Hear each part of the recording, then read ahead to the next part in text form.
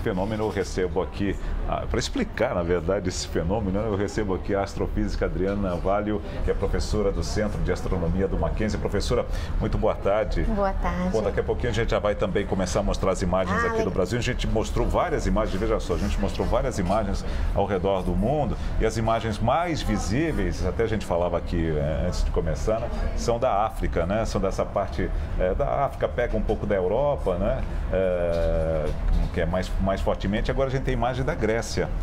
Essa é a lua que se vê nesse momento na Grécia. A gente não vai ver uma lua assim, né? Tão nítida, ou vai ver? Então, o negócio... Bom, o eclipse já começou há mais ou menos 1 hora, né? O problema pra gente aqui em São Paulo é que a lua ainda está abaixo do horizonte. Então, nós vamos ter que esperar aí mais ou menos uns 10 minutinhos até ela começar a aparecer acima do horizonte. Nascer para nós, né? Nascer para nós. E ela já vai nascer eclipsada, ou seja, ela já vai nascer na sombra da Terra. Né? E o melhor horário mesmo para a gente ver aqui, a gente vai ter que esperar ela subir um pouquinho para aparecer de trás dos prédios aqui da cidade de São Paulo, né? Vai ser mais ou menos entre 6 e 6 e 15 aqui em São Paulo. Porque o nosso horizonte é complicado. Sem falar como é que está também a visibilidade aí por conta Professora, das nuvens. Explica para nós esse fenômeno que está ocorrendo hoje, por que é o maior do século XXI? Tá, na verdade, ele é o mais longo, né, o que vai durar mais, e tem a ver com a posição da Terra da Lua e do Sol. Tá? Os eclipses lunares, eles são relativamente frequentes, eles não são tão incomuns quanto o eclipse solar. Né? Mas mesmo assim a gente tá tendo, é um evento que vale a pena quem puder, né, ir lá fora olhar. E basicamente o que acontece é o seguinte: você tem um alinhamento entre, né, o Sol, a Terra e a Lua, e a Terra projeta, então, ela faz um cone de sombra, né, porque ela está bloqueando parte da luz do Sol, e a Lua atravessa essa sombra da Terra. E ao atravessar a sombra da Terra, então, a gente vê o que era para ser uma lua cheia, né, porque se a Terra não estivesse no caminho, a luz do Sol ia refletir em cheio na superfície da Lua, né, o que acontece, então, é que esse cone da sombra da Terra acaba escurecendo a Lua, né? E aliás, essa é uma das provas, né, mais contundentes de que a Terra é esférica, né, não plana. E por que o vermelho, ou esse avermelhado? A cor avermelhada, alaranjada, acontece por causa da atmosfera da nossa Terra. Porque o que acontece? A luz do Sol que chega, né, um pouco, né, do que chega, você tem a Terra que está bloqueando grande parte da luz do Sol, mas uma parte da luz atravessa a atmosfera da Terra. E ao atravessar essa atmosfera, a maior parte da luz, que é essa luz visível, que você tem um espectro, né, ou seja, todas as cores do arco-íris, a parte azul da luz visível, né, que está vindo do Sol, vai ser mais espalhada na nossa atmosfera e atravessa mais o vermelho. É a mesma explicação do porquê o pôr do Sol, né, o ocaso, é avermelhado, né, quando você olha ali perto do horizonte onde o Sol está se pondo. Bom, e além da Lua, a gente tem a possibilidade de ver com mais nitidez também Marte, né, professora? Marte está bem brilhante. Que é o que a gente está vendo ali, exatamente à direita, no vídeo. A gente vê essa estrela forte, né? Isso. Que não é a estrela d'alva, né? Não é nem estrela, é o planeta Marte, né?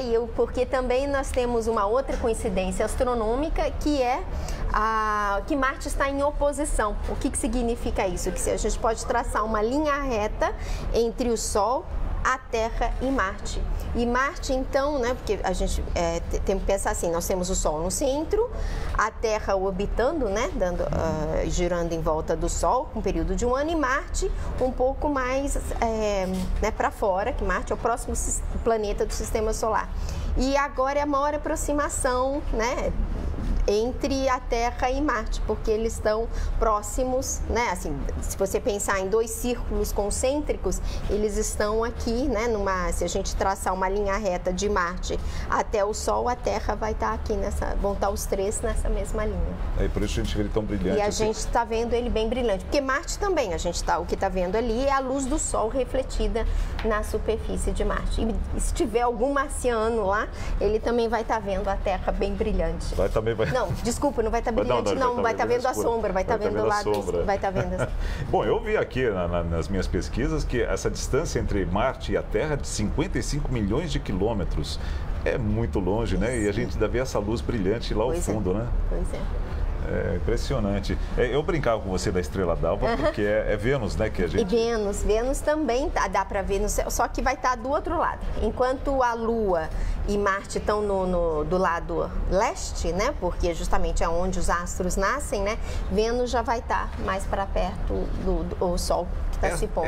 Essa disposição dos planetas em relação à Terra representam algum tipo de influência nas nossas marés, nos nossos corpos, não? A Lua é o principal, né, objeto que afeta e causa as marés aqui na Terra.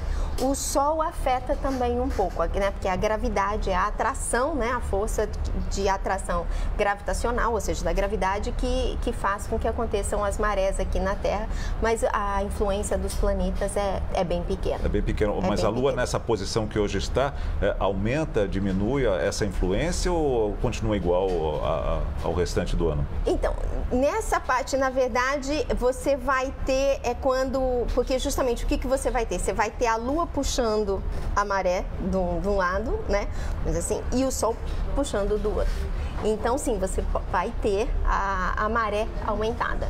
Porque, na verdade, o que acontece com as marés? Eu tenho a Lua aqui, eu tenho a Terra e vamos imaginar que a Terra, ela tem aqui... Imaginar não, isso é o que acontece mesmo. Ela tem o oceano aqui. Então, o que acontece? A Lua está aqui e ela atrai esse oceano. Aí ela atrai a Terra um pouco menos e aí forma, então, essas duas... como é que eu vou dizer? Essas duas protuberâncias, vamos chamar assim, de água em torno da Terra. E é isso que causa, então, a maré alta, né? Isso que causa as marés. Impressionante, né? A força disso em relação a gente aqui, né? Apesar de toda a atmosfera que a gente tem, a proteção que a Terra tem, né? Não, mas é que essa força é força gravitacional. Aí a atmosfera, ela não impede isso. Não afeta, não. Bom, então a gente está com a lua vermelha, aí, a lua de sangue, né, como estão chamando, né? Essa imagem que a gente tem, eu acho que ainda é da Grécia, né? Que a gente mostrou agora há pouco, a gente mostrou também de Israel, como disse, e a professora também até reforçou, a visão mais nítida, né, dela se dá exatamente aqui na região do Oriente Médio, da África, né, professora? Porque aí já está noite, bem dentro da noite. Né? Nós estamos entrando na noite agora. Aqui é Abu Dhabi. Ah, tá em Abu Dhabi. Aqui é Abu Dhabi, então a gente já começa a entrar ali no Oriente Médio. A Lua a gente já vai daqui a pouquinho começar a ver a nossa também aqui, né? Como a senhora disse, ela está nascendo para a gente. Então a gente vai aproveitar pouco, né, professora? A gente vai aproveitar pouco dessa imagem. Vamos aproveitar pouco, primeiro em tempo e também porque aí lá fora ainda não está escuro, né? Como já está na África, porque na África já está noite. Em relação a esse mapa que, infelizmente, eu não estou mostrando para vocês, mas a gente está vendo aqui, né? Mas é um mapa mundi, imagina um mapa mundi. O restante do país, sem contar a faixa leste do Brasil, vai ver também essa maravilha da natureza? Então, depende quão para dentro do continente vão estar, porque às 19, às 7 e pouco, já vai encerrar totalmente o eclipse. Só que a gente não pode esquecer que tem uma fase que é o eclipse total, e tem também a fase de penumbra. E aí, a olho nu, você já não consegue ver isso na Lua, né? Tá. Então, é realmente só até as 6h30. Então, ou seja, vai depender da posição da Lua no céu,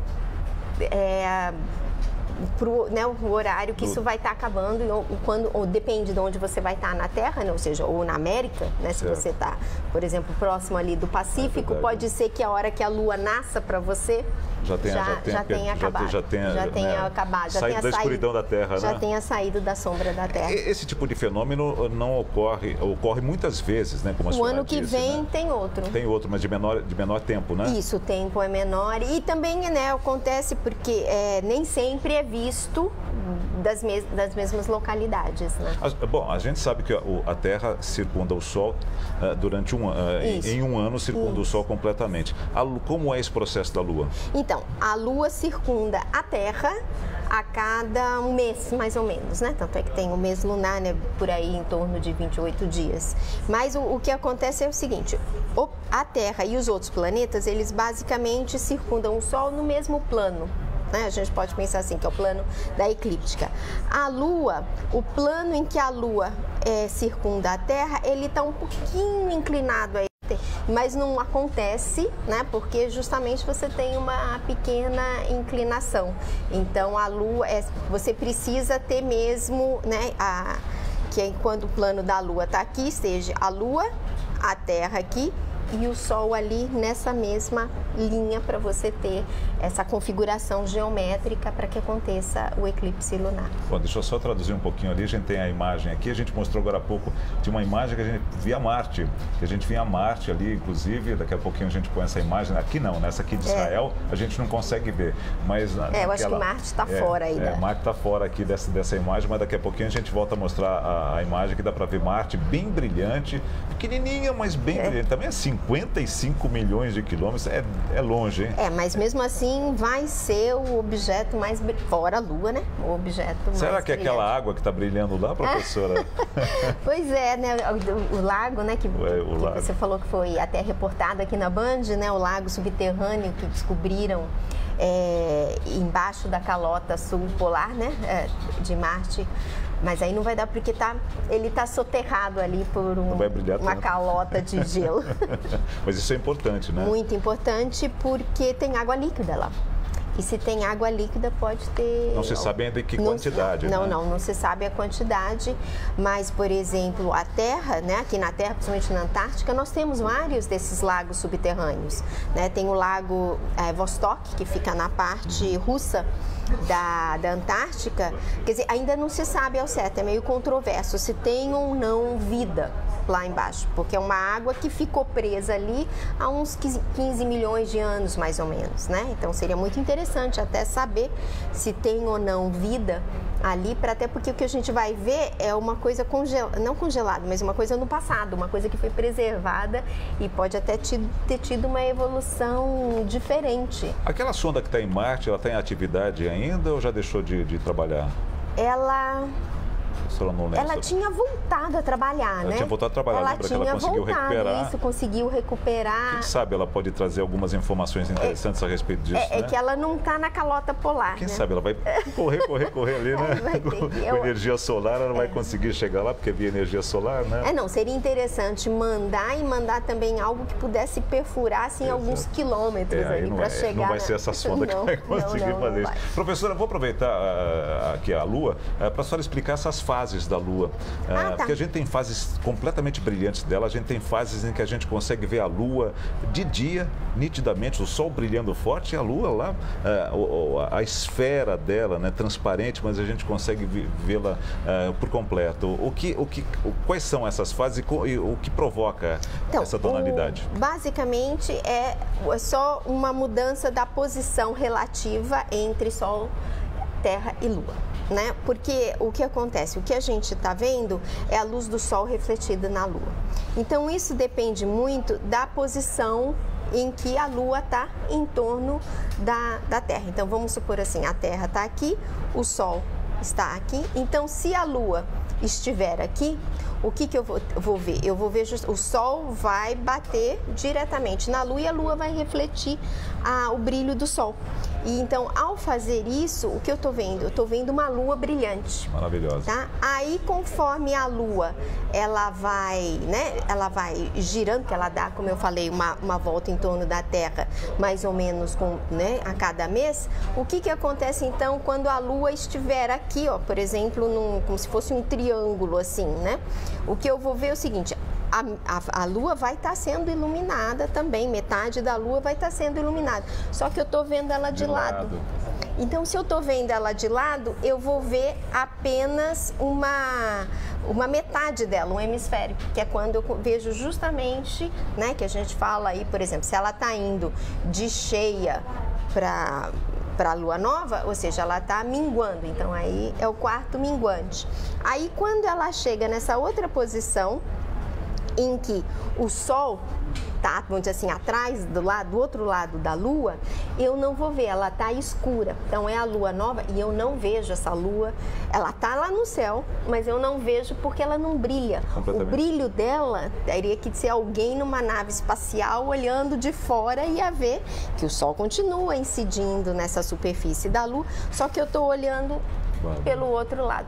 E aí, conforme ela continua sua trajetória em torno, né, em órbita da Terra, aí ela começa a sair, né, ela começa, por exemplo, esse lado está sempre brilhando e aí eu começo a ver o lado brilhante. Então, primeiro eu vejo só aquela coisinha, parece até um sorriso, assim, né? Sorriso, é. Parece um sorriso e aí vai crescendo até ela voltar na fase cheia. Né? E aquilo que você falou, quando a gente vê a Lua, a gente consegue às vezes ver a Lua cheia no céu.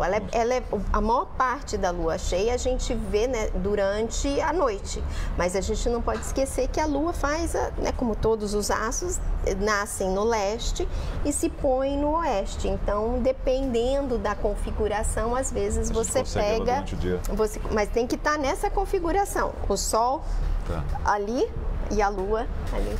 Professora, vamos aproveitar e ver agora aqui no Brasil, ali no Rio de Janeiro, Forte Copacabana, a gente já começa a ver ali ao fundo esse brilho da Lua, né?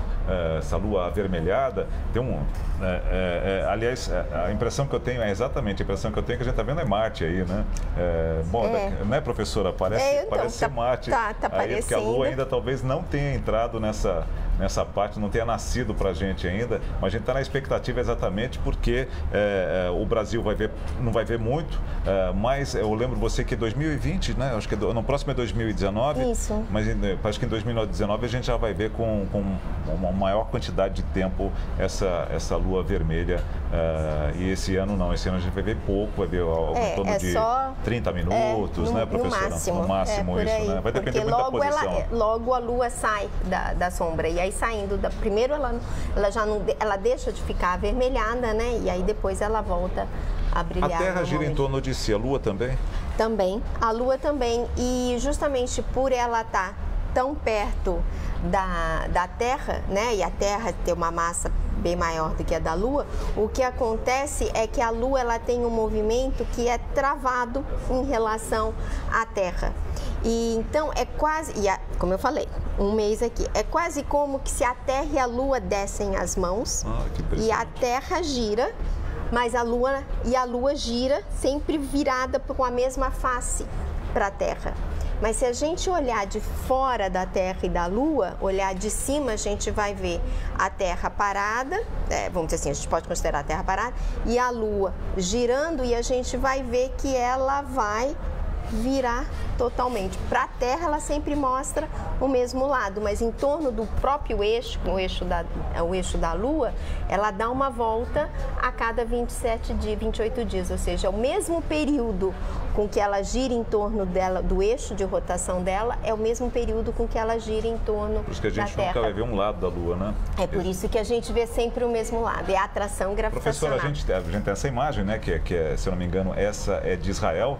Agora a gente vai mostrar a Praça do Pôr do Sol, que fica em São Paulo, na região de Pinheiros, na zona oeste, as pessoas aguardando aí, né, a chegada da Lua, o Sol ainda está ali, está no lusco-fusco ainda, né? É por isso que esse eclipse não está em condições ideais para ser observado, porque o céu ainda está muito brilhante, né? Nós não estamos no meio da noite, como, por exemplo, se a gente estivesse observando lá, né? Ou como eles estão observando lá de Israel, né? Como acabou de mostrar as imagens, né? E não só isso, como veja, aqui em São Paulo a gente tem uma coisa que é os prédios, né? Eles... É o horizonte, né? A gente perde o horizonte. A gente perde o horizonte, então a gente tem que esperar a Lua nascer e subir um pouco no céu acima, né?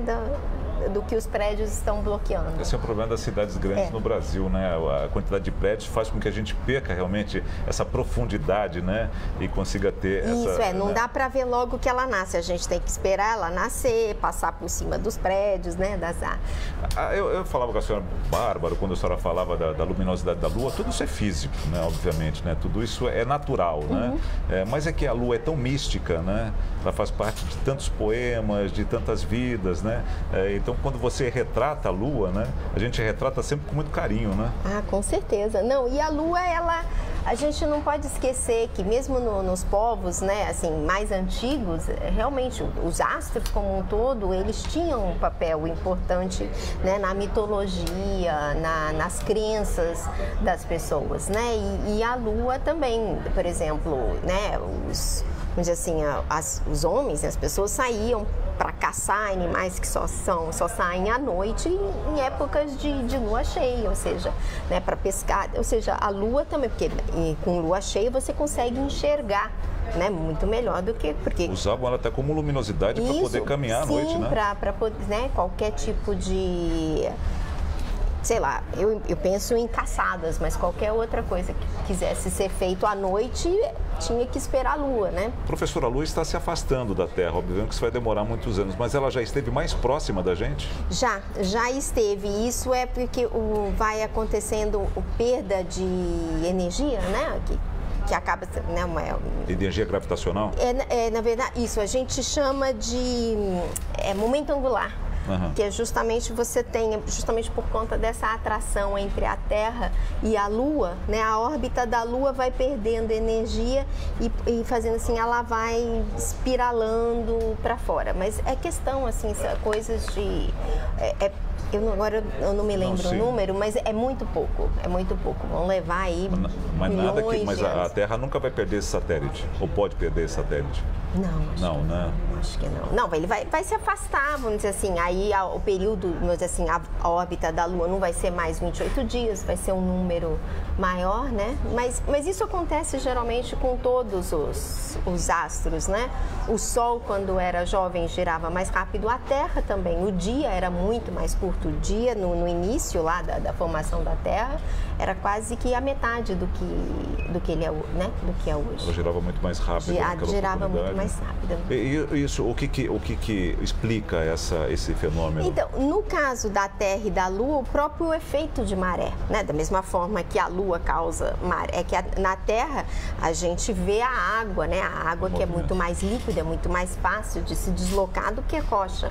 Mas a Terra também exerce, né, uma força na Lua, uma força gravitacional, e esse atrito interno, isso vai gerando uma perda de energia.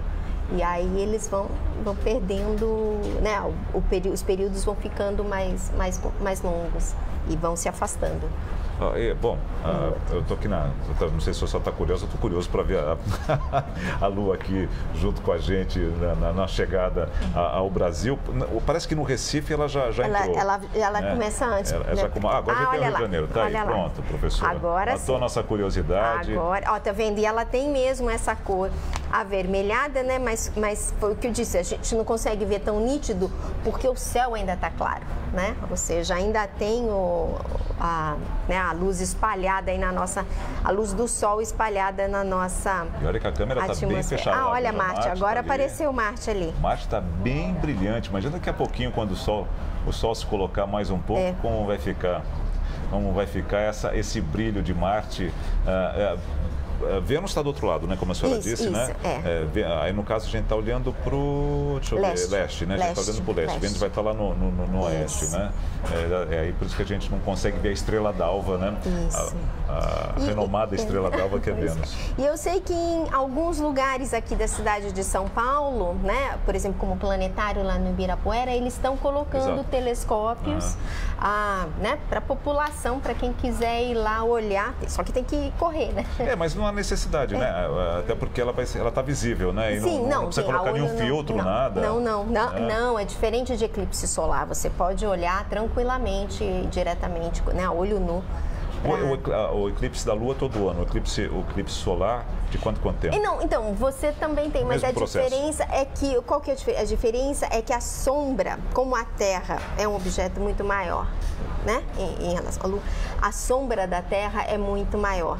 Então, a região da sombra de onde você pode observar um eclipse lunar é muito maior. No caso do Sol, você tem a Lua, que é, né, tem um tamanho muito menor do que a Terra, mas é assim uma coincidência astronômica, ou seja, isso é um fato totalmente que o tamanho angular do Sol e da Lua vistos da Terra é o mesmo, porque o Sol é muito maior, né?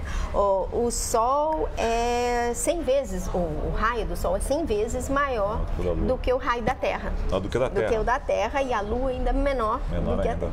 Mas a Lua consegue cobrir exatamente o Sol, só que a sombra da Lua aí fica muito menor. Então, a localização na Terra, e um eclipse solar, quando dura muito, dura 4 minutos. Né? Então, ou seja, é muito mais rápido. O tamanho, né, dos astros, né? Então, e justamente porque já passou. Já passou. Eu lembro que esse último eclipse solar, que cortou ali os Estados Unidos de oeste a leste, né? Foi impressionante, né? Foi assim, era rápido. A gente estava cobrindo aqui, passava por perder, já tinha perdido o eclipse, né? O ano que vem vai ter um solar também, mas nós vamos perder. O eclipse solar, vai passar por baixo do Brasil, vai ser observado no Chile e na Argentina. O total, né? A totalidade. Por causa da posição da Terra, né? Em relação de novo, também. né? Depende de como que se dá essa projeção, mas vai ter um ano que vem. Bom, então a gente continua observando aí a Lua Vermelha, que já entrou no território brasileiro, né? Já chegou na nossa praia, já subiu, né, aos céus. Aí no Rio de Janeiro. Começa a melhorar o brilho dela também, né? O sol vai se pondo mais ainda, né? A noite aí vai chegando. Destaca melhor, né? Aí ela destaca.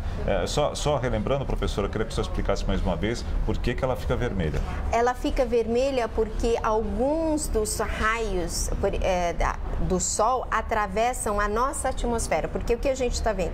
A Lua está na sombra da Terra. O Sol está, né, atrás de nós. E o que acontece então? A luz do Sol que consegue atravessar a rocha mesmo, o grosso da Terra, está bloqueando a luz do Sol. Mas a luz do Sol que está conseguindo atravessar pelas bordas, vamos dizer assim, da Terra, né, está atravessando a nossa atmosfera.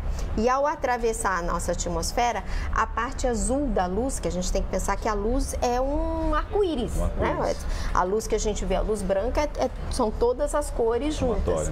E tanto é que quando a luz passa por um prisma, ou se você pega qualquer superfície, por exemplo, um CD, aí você consegue ver o arco-íris. Mas enfim. Acho que o melhor exemplo é esse. Embora a gente mostre um pouco a idade, né? Não, tudo bem, mas já passou. Mas aí a luz, então, né, do Sol atravessa a atmosfera e a parte azul é espalhada, ou seja, sai do caminho. E aí sobra mais o vermelho. E aí, então, o que chega lá na Lua é a parte mais avermelhada, né, a laranja avermelhada da luz do Sol.